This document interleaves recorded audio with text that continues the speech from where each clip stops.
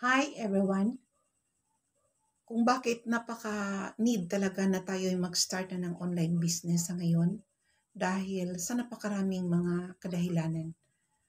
Una, sa panahong ito, halos lahat na ng mga pangyayari, halos lahat ay nasa online na. Kagaya ng mga transactions, ng mga applications, kagaya ng mga billings, pati na ang mga banking institutions, lahat ay sa online na. At alam nyo ba mga kaibigan na ito po'y beneficial sa atin dahil maiiwasan na po natin ang traffic at saka maiwasan din po natin ang pagpipila na napakatagal. Halos isang araw ay andoon ka.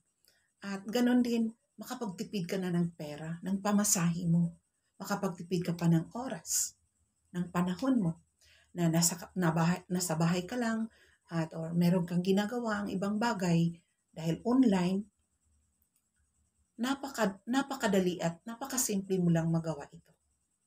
Pangalawang bagay na kung bakit kinakailangan na mag-start na po tayo ng online business ngayon dahil sa traditional business, napakagastos at kailangan ka pang magrenta ng buildings, kailangan pa kang magrenta ng warehouse, kailangan pa kang magkakapital ng libu-libong pera, mag-stock sa mga products, mag-hire ng mga empleyado, magkaroon ka ng investment, magbabayad ka pa ng mga utility bills like ilaw at tubig. Napakarami pang mga ginagawa. Magkuha ka pa ng permits, ng mga lisensya na yan.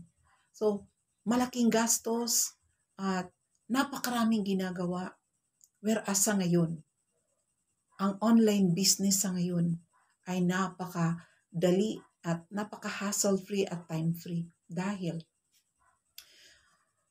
lalong-lalo na sa industry na andito po kami, sa online dropshipping business ng Queenbo Society in partnership ng GFAX International Company na lahat ng ito ay ginagawa na. Pinoprovide na ng company. Wala ka ng mga gastusin. Wala ka ng mga pagrerenta pa ng building, pagkuha ng mga permits, ng mga lisensya, pag-hire ng napakaraming mga ginagawa at gastusin. Dito, sa online dropshipping business, sa industry na ginagalawan po namin, napakadali at napakasimple lang. At tsak sigurado na ikay uunlad at sasagana. Makamit mo ang mga pangarap mo sa buhay. And lastly, kung bakit kinakailangan talaga na mag-start ka na ng online business sa ngayon dahil sa panahon nating ito, meron ng social media. May Facebook, may YouTube, may TikTok. Napakarami ng mga magawa mo na para mapalawak mo ang mga customers, ang clients mo, at mapabilis mo ang pagkikita dahil sa technology na ito. Unlike before, sa traditional business mo, limitado lang ang customers mo. Andyan lang, locally.